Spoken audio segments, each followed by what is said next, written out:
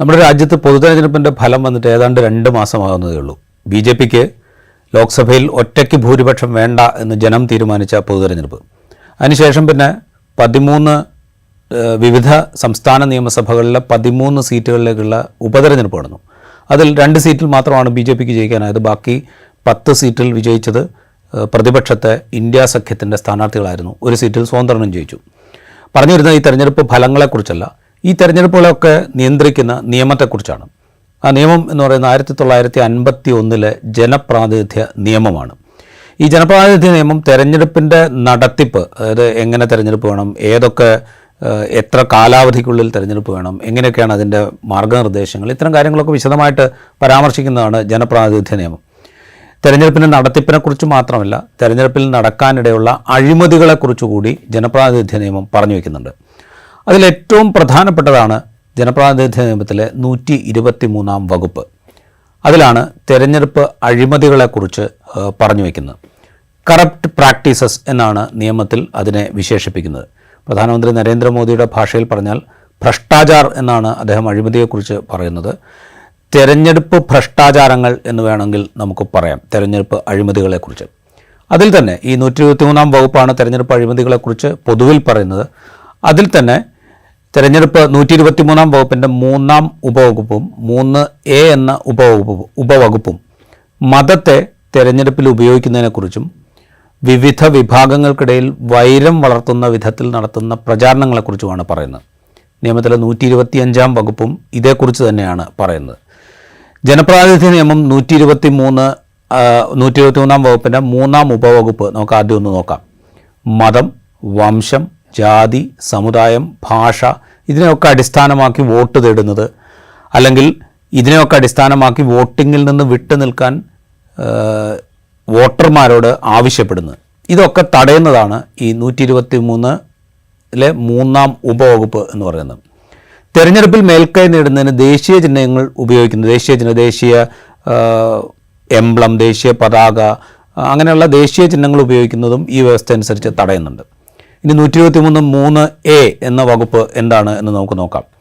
മതം, വംശം, ജാതി, സമുദായം, ഭാഷ എന്നിവയെ അടിസ്ഥാനമാക്കി സ്ഥാനാർത്ഥിയോ സ്ഥാനാർത്ഥിയുടെ ഏജൻറ്റോ രാജ്യത്തെ വിവിധ വിഭാഗങ്ങൾക്കിടയിൽ വൈരമുണ്ടാക്കാൻ ശ്രമിക്കുന്നത് തടയുന്നതാണ് ഈ വകുപ്പ്, 123(3)A എന്ന് പറയുന്ന വകുപ്പ്.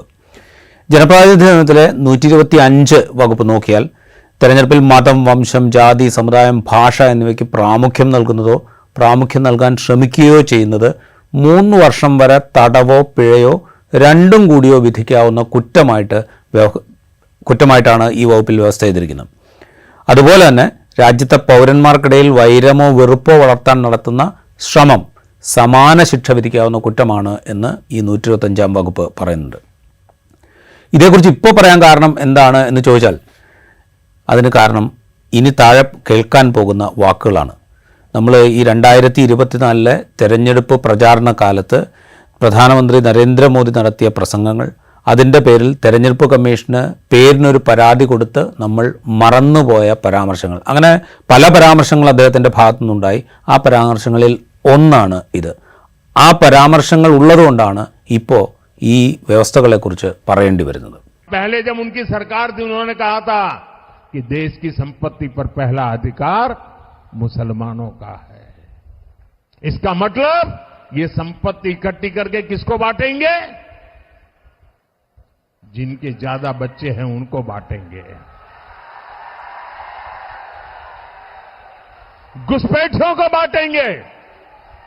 क्या आपकी मेहनत की कमाई का पैसा घुसपैठियों को दिया जाएगा?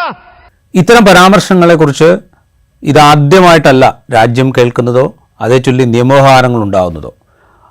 ഈ ഇത്തരം പരാമർശങ്ങളുടെ പേരിൽ ആദ്യം സുപ്രീം കോടതിയിൽ നിന്ന് വിധി ഉണ്ടാകുന്നത് 1959 ഭിന്ന മത, ജാതി, ഭാഷാ വിഭാഗങ്ങൾ ചേരുന്ന രാജ്യത്ത് തെരഞ്ഞെടുപ്പിൽ നേട്ടമുണ്ടാക്കാൻ ജാതി, മതം, ഭാഷ എന്നിവയൊക്കെ ഉപയോഗിക്കുന്നതിൽ അപകടം തിരിച്ചറിഞ്ഞ് നിയമപരമായ പരിഹാരം തേടാൻ ശ്രമിച്ചതിൻ്റെ തുടർച്ചയായിരുന്നു 1959 സുപ്രീം കോടതിയുടെ ഉത്തരവ്. പഞ്ചാബിൽ നിന്നാണ് ഈ കേസ് വരുന്നത്. പഞ്ചാബ് നിയമസഭയിലേക്ക് ദ്വയാംഗ മണ്ഡലമായ സിർസയിൽ നിന്ന്, അക്കാലത്ത് ഒരേ മണ്ഡലത്തിൽ നിന്ന് തന്നെ രണ്ട് മത്സരങ്ങൾ നടന്നിരുന്നു. ദ്വയാംഗ മണ്ഡലങ്ങൾ ഉണ്ടായിരുന്നു. ഇപ്പോൾ കേരളത്തിലുണ്ടായിരുന്നു അങ്ങനെയുള്ള ദ്വയാംഗ മണ്ഡലങ്ങളൊക്കെ. ദ്വയാംഗ മണ്ഡലമായ സിർസയിൽ നിന്ന് മത്സരിച്ച് രാംദയാൽ വൈദിൻ്റെ തെരഞ്ഞെടുപ്പ് ചോദ്യം ചെയ്താണ് എതിർ സ്ഥാനാർത്ഥിയായ സന്ത്ലാൽ ഒരു പരാതിയുമായിട്ട് ആദ്യം തെരഞ്ഞെടുപ്പ് ട്രൈബ്യൂണലിനെ സമീപിക്കുന്നത്. പിന്നീട് അതിൻ്റെ അപ്പീൽ ഹൈക്കോടതിയിൽ പോകുന്നു, പിന്നീട് സുപ്രീം കോടതിയിലേക്ക് പോകുന്നു. എന്തായിരുന്നു ഈ പരാതിയുടെ ആധാരം എന്ന് ചോദിച്ചു കഴിഞ്ഞാൽ, ഈ തെരഞ്ഞെടുപ്പ് പ്രചാരണ കാലത്ത് ഈ രാംദയാൽ പുറത്തിറക്കിയ ഒരു പോസ്റ്ററായിരുന്നു പരാതിയുടെ പ്രധാന കണ്ണി. സിഖ് മതവിശ്വാസികളുടെ ഇടയിലെ ഒരു വിഭാഗമാണ് നാംധാരി എന്ന് പറയുന്നത്. ഈ വിഭാഗക്കാരനായിരുന്നു രാംദയാൽ. അദ്ദേഹത്തിന് വേണ്ടി ഒരു പോസ്റ്റർ ഇറക്കി. അതിൽ പറയുന്നത് ഇങ്ങനെയായിരുന്നു: രാംദയാലിൻ്റെ വിജയം ഉറപ്പാക്കുന്നതിന് എല്ലാ ശ്രമവും നടത്താൻ നാംധാരികളായ എല്ലാവർക്കും ഉത്തരവാദിത്തമുണ്ട്. ആ ഉത്തരവാദിത്തത്തെ സദ്ഗുരു ഓർമ്മിപ്പിക്കുന്നു. സദ്ഗുരു അങ്ങനെ ഒരു ഉത്തരവിറക്കിയിട്ടുണ്ട്. എല്ലാ നാംധാരികളും രാംദയാലിൻ്റെ വിജയം ഉറപ്പാക്കാൻ വേണ്ടി ശ്രമിക്കണം എന്നൊരു ഉത്തരവ് ശ്രീ സദ്ഗുരു പുറത്തിറക്കിയിട്ടുണ്ട് എന്നായിരുന്നു പോസ്റ്ററിൽ. ഇത് തെരഞ്ഞെടുപ്പ് അഴിമതിയാണ് എന്ന് ചൂണ്ടിക്കാണിച്ചുകൊണ്ട് എതിർ സ്ഥാനാർത്ഥി തെരഞ്ഞെടുപ്പ് ട്രൈബ്യൂണലിനെ സമീപിച്ചു. തെരഞ്ഞെടുപ്പ് ട്രൈബ്യൂണലിന് മുമ്പിൽ പറഞ്ഞൊരു കാര്യം എന്ന് പറഞ്ഞാൽ, ഇത് മതത്തെ അടിസ്ഥാനമാക്കി ഒരു മതനേതാവ് തെരഞ്ഞെടുപ്പിൽ ഇടപെട്ടതിന് ഉദാഹരണമാണ് ഇത് എന്ന് ചൂണ്ടിക്കാണിച്ചു. തെരഞ്ഞെടുപ്പ് ട്രൈബ്യൂണൽ ഈ പരാതി പരിഗണിച്ചു, ഈ പോസ്റ്റർ പരിശോധിച്ചു. അവസാനം ഈ രാംദയാലിൻ്റെ തെരഞ്ഞെടുപ്പ് അസാധുവാക്കി. ഇത് ചോദ്യം ചെയ്തുകൊണ്ട് രാംദയാൽ ഹൈക്കോടതിയിൽ പോയി, പഞ്ചാബ് ഹൈക്കോടതിയും തെരഞ്ഞെടുപ്പ് അസാധുവാക്കുകയാണ് ഉണ്ടായത്. ഈ മതനേതാവിൻ്റെ ഉത്തരവുണ്ട് എന്ന പ്രചാരണം തിരഞ്ഞെടുപ്പിൽ അനാവശ്യ സ്വാധീനം ചെലുത്തലാണ് എന്നാണ് ട്രൈബ്യൂണലും ഹൈക്കോടതിയും വിലയിരുത്തിയത്. മതനേതാവ് ഒരു ഉത്തരവിറക്കുന്നു, ആ ഉത്തരവിനനുസരിച്ച് ആ നാംധാരികളായ അല്ലെങ്കിൽ അദ്ദേഹത്തെ ഫോളോ ചെയ്യുന്ന എല്ലാ ആളുകളും അത് അനുസരിക്കണം എന്ന രീതിയിലൊരു ഉത്തരവ് അദ്ദേഹം പുറപ്പെടുവിക്കുന്നു. ഇത് തെരഞ്ഞെടുപ്പിനെ അനാവശ്യമായി സ്വാധീനിക്കലാണ് എന്ന് ട്രൈബ്യൂണലും ഹൈക്കോടതിയും പറഞ്ഞു. ജനപ്രാതിനിധ്യ നിയമത്തിലെ 123 വകുപ്പിലെ 2ാം ഉപവകുപ്പ് പ്രകാരമാണ് ഈ തെരഞ്ഞെടുപ്പ് അസാധുവാക്കുന്നത്. നേരത്തെ പറഞ്ഞ 123(3) 123(3)(a) അല്ല, 123 വകുപ്പിലെ 2ാം ഉപവകുപ്പ് പ്രകാരമാണ് ഈ തെരഞ്ഞെടുപ്പ് അസാധുവാക്കുന്നത്. ഇതിന്മേൽ അപ്പീലുമായിട്ട് രാംദയാൽ സുപ്രീം കോടതിയിൽ പോയി. സുപ്രീം കോടതിയിൽ ഈ ഉത്തരവ് പരിഗണിച്ച് ജസ്റ്റിസുമാരായ ഭുവനേശ്വർ പി സിൻഹ, ജയൽ കപൂർ, എം ഹിദായത്തുള്ള എന്നിവരടങ്ങിയ ബെഞ്ചാണ് ഹൈക്കോടതി വിധി ശരിവയ്ക്കുകയാണ് സുപ്രീം കോടതി ചെയ്തത്. നാംധാരി വിഭാഗത്തിൽപ്പെടുന്നവർക്ക് സ്വതന്ത്രമായി അവരുടെ ജനപ്രതിനിധിയെ തിരഞ്ഞെടുക്കാനുള്ള അവസരം നിഷേധിക്കുകയാണ് മതനേതാവ് തൻ്റെ ഉത്തരവിലൂടെ ചെയ്തത് എന്ന് സുപ്രീം കോടതി വ്യക്തമാക്കി. അദ്ദേഹം ഈ പോസ്റ്ററിലൂടെ മാത്രമല്ല, അദ്ദേഹം അക്കാലത്ത് നടത്തിയ പ്രസംഗങ്ങളിലൂടെയും അദ്ദേഹം ഇത് ചെയ്തിട്ടുണ്ട് എന്ന് സുപ്രീം കോടതി പറഞ്ഞു. തൻ്റെ ഉത്തരവ് ലംഘിക്കുന്നത് ദൈവനിന്ദയാകുമെന്ന പ്രതീതി സൃഷ്ടിക്കുകയാണ് ഈ മതനേതാവ് ചെയ്തത് എന്ന് സുപ്രീം കോടതി പറഞ്ഞു. അതായത് തൻ്റെ ഉത്തരവ് ലംഘിച്ചു കഴിഞ്ഞാൽ അത് ദൈവനിന്ദയാകും എന്ന് നാംധാരികളായ അദ്ദേഹത്തിൻ്റെ അനുയായികൾക്ക് തോന്നുകയും അവർ അതിനാൽ സ്വാധീനിക്കപ്പെടുകയും ചെയ്തു എന്നാണ് സുപ്രീം കോടതി പറഞ്ഞത്. ഇതാണ് ആദ്യത്തെ കേസ്. അതായത് മതം അല്ലെങ്കിൽ മതത്തിൻ്റെ പേര്, മതത്തിൻ്റെ കീഴിൽ വരുന്ന ഏതെങ്കിലും ഒരു വിഭാഗത്തിൻ്റെ പേര്, അതിനെ ദുരുപയോഗം ചെയ്തു തെരഞ്ഞെടുപ്പിൽ എന്ന് ചൂണ്ടിക്കാണിച്ച് സമർപ്പിക്കപ്പെട്ട ആദ്യത്തെ കേസും അതിന്മേൽ വന്ന ഉത്തരവും ഇതായിരുന്നു. പിന്നീട് 1969 ഗുജറാത്ത് നിയമസഭയിലേക്ക് മെഹസാന മണ്ഡലത്തിൽ നടന്ന തെരഞ്ഞെടുപ്പുമായി ബന്ധപ്പെട്ട ഒരു കേസിലും സുപ്രീം കോടതി വിധി പറഞ്ഞു. അന്ന് വിധി പറഞ്ഞത് ജസ്റ്റിസുമാരായ SM Sikri, RS ബച്ചാവത്ത്, KS Hegde എന്നിവരടങ്ങുന്ന ബെഞ്ചായിരുന്നു. ഈ കേസ് കൗതുകകരമാണ്. അന്ന് കോൺഗ്രസിൻ്റെ സ്ഥാനാർത്ഥിക്കെതിരെ മത്സരിച്ച ഒരു സ്ഥാനാർത്ഥിക്ക് വേണ്ടി പ്രചാരണം നടത്തിയ ഒരു മതനേതാവിൻ്റെ പ്രസംഗങ്ങളാണ് ഈ കേസിന് ആധാരമായത്. അന്ന് കോൺഗ്രസിൻ്റെ ചിഹ്നം പശുവും കിടാവുമായിരുന്നു. അതിനെ ചൊല്ലിയായിരുന്നു ഈ പരാമർശമുണ്ടായത്. ശംഭു മഹാരാജ് എന്ന മതനേതാവ് പ്രസംഗത്തിൽ നടത്തിയ ചില പരാമർശങ്ങൾ അത് തെരഞ്ഞെടുപ്പ് അഴിമതിയാണ് എന്ന് കീഴ്ക്കോടതികൾ വിധിച്ചു. അത് ചോദ്യം ചെയ്താണ് സുപ്രീം കോടതിയിൽ പോയത്. അതിൽ അദ്ദേഹം നടത്തിയ പരാമർശങ്ങളിൽ ചിലത് തെരഞ്ഞെടുപ്പ് അഴിമതിയാണ് എന്ന് സുപ്രീം കോടതി പറഞ്ഞു. ആ പരാമർശങ്ങൾ എന്തായിരുന്നു എന്ന് നമുക്കൊന്ന് നോക്കാം.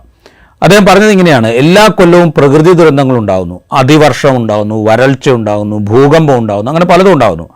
അതിന് അദ്ദേഹം കാരണമായിട്ട് പറയുന്നത് പശുവും കിടാവും ചിഹ്നത്തിൽ കോൺഗ്രസ് വോട്ട് ചോദിക്കുകയും പിന്നെ അവയെ അറുക്കാൻ അനുവദിക്കുകയും ചെയ്യുന്നു. അതുകൊണ്ടാണ് ഇത്തരത്തിൽ എല്ലാ വർഷവും അതിവർഷവും പ്രളയവും ഭൂകമ്പവും ഒക്കെ ഉണ്ടാകുന്നത് എന്നായിരുന്നു ശംഭു മഹാരാജിൻ്റെ പ്രസംഗം. അതായത് കോൺഗ്രസിന് വോട്ട് ചെയ്ത് ഗോവധം തുടരാൻ അനുവദിക്കുകയാണ് നിങ്ങൾ ചെയ്യുന്നത് എന്നാണ് ശംഭു മഹാരാജ് പറഞ്ഞു വെച്ചത്. അത് സുപ്രീം കോടതി ഈ പരാമർശത്തെ തെരഞ്ഞെടുപ്പ് അഴിമതിയായി കണ്ടുകൊണ്ട് സുപ്രീം കോടതി പറഞ്ഞത്, കോൺഗ്രസിന് വോട്ട് ചെയ്യുക വഴി ഗോവധം തുടരാൻ നിങ്ങൾ അനുവദിച്ചാൽ ദൈവനിന്ദയ്ക്കിരയാകും നിങ്ങൾ എന്ന തോന്നൽ വോട്ടർമാരിൽ ഉണ്ടാക്കാനാണ് ശംഭു മഹാരാജ് ശ്രമിച്ചത് എന്ന് സുപ്രീം കോടതി പറഞ്ഞു. ഇത് തെരഞ്ഞെടുപ്പ് അഴിമതിയാണ് എന്ന് കോടതി വ്യക്തമാക്കി. തെരഞ്ഞെടുപ്പ് അഴിമതി ചൂണ്ടിക്കാണിച്ചുള്ള നിയമ നടപടികളും ഉത്തരവുകളും, ഇത് ഇപ്പോൾ പറഞ്ഞ 1959-ലെയും 69-ലെയും രണ്ട് പ്രധാനപ്പെട്ട ഉത്തരവുകളെക്കുറിച്ചാണ്.